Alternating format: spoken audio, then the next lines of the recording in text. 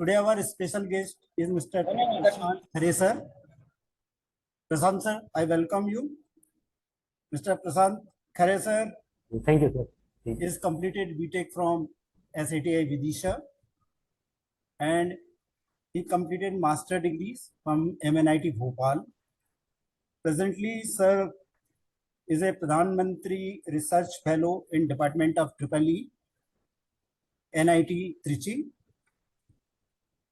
Sir has teaching experience more than 10 years and they have published many research papers at SCI and international conferences.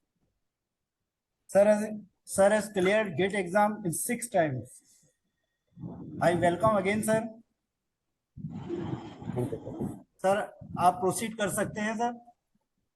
मैं okay sir, okay option दे देता हूं sir.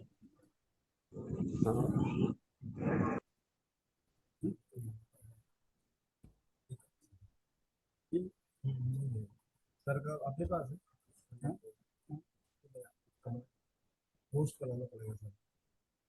Sir, now you I want to you host. जी जी okay. रुके करो एक minute, छोटा किसी एक minute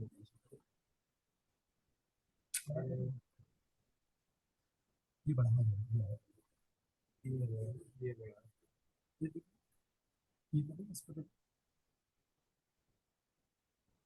Sir, you want to make a host?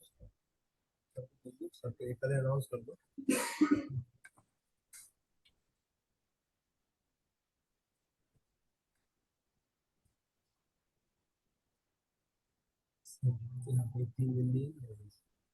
Sir, how you जी make a host? Okay sir okay.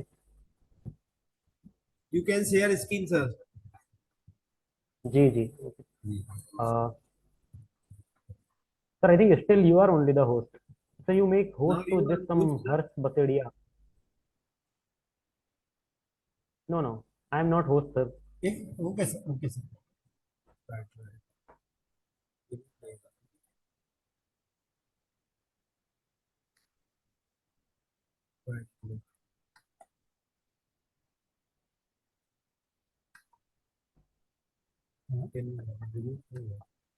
Sir, can you check, sir? Now you are host, sir. जी जी.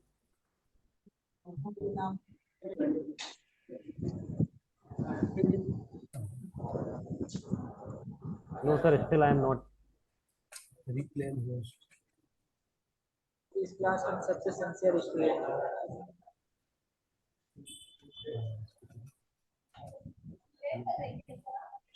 4 नाम ले रहा हूँ, ये नाम चलेगा. सर आप यस सर. हाँ जी okay okay okay. Yes yes yes okay sir. मैं शेयर करता हूँ.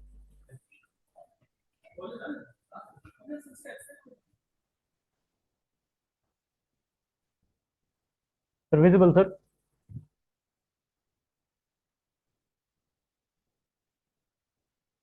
Sir clear view. जी okay okay okay.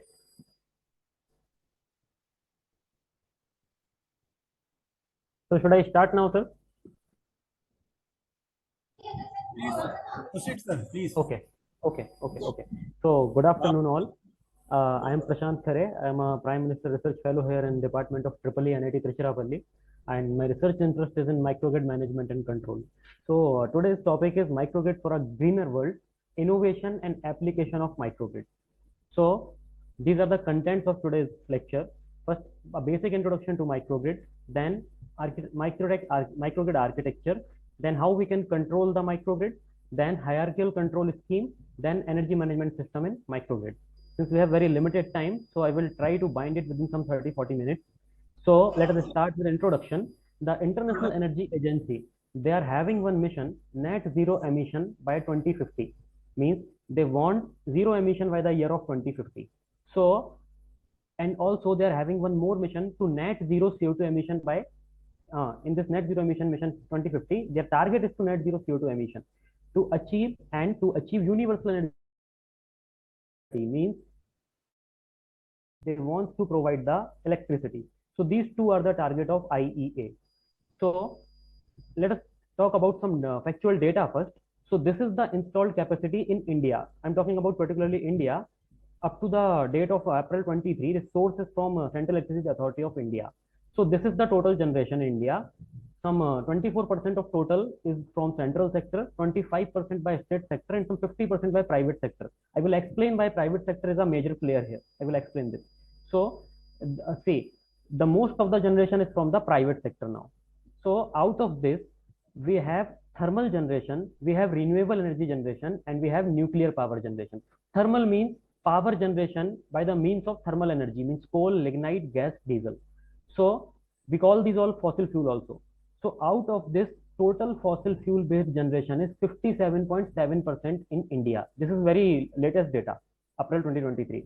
So out of this 57.7, we are generating 49.3% by using coal only. So you can understand what's the level of emission. So see, this is the graph for that. Out of total generation by the fossil, 49.3 we are generating by the coal.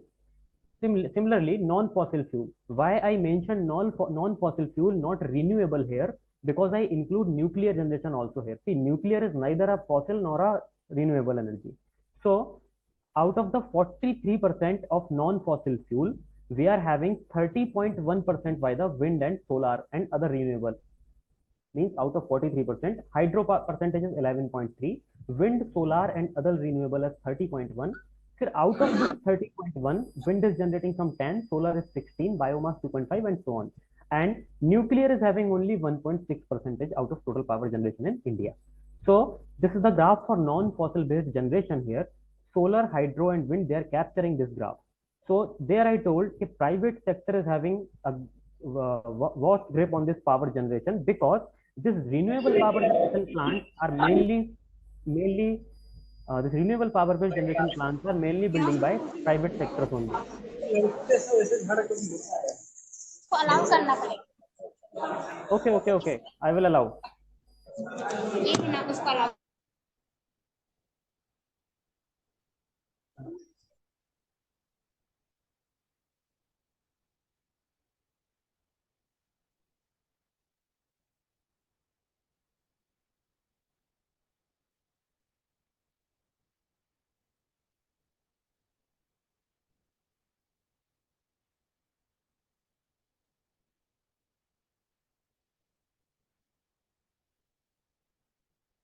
Sir waiting में है क्या कुछ लोग sir?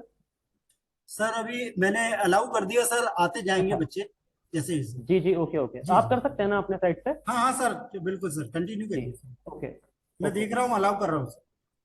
हाँ okay sir okay. So this is the basic power generation through non-fossil fuel based generation. So overall, this is the total generation in India by April 2023, in which 40.7 is renewable energy source based, 57.7 is fossil based, and 1.6 is by nuclear. So there, the share of private sector is 50 point something, because renewable energy plant, they are generally handled by the private sector only. Government giving some subsidies to these people to make the system less reliable on this fossil based generation. Means they are not relying on fossil based generation, they're trying to make a system which is not rely on fossil based generation. That's why government is providing some subsidies to the private sector. So let us come to the actual topic of microgrid. So what is basically microgrid? So according to IEEE standard 2030.7, see, IEEE, they provide standards for almost all the electrical utilities. Like if you are going to install one transformer also, IEEE is having one standard for that. What should be your parameter? So similarly, for microgrid, IEEE is having one standard, IEEE 2030.7.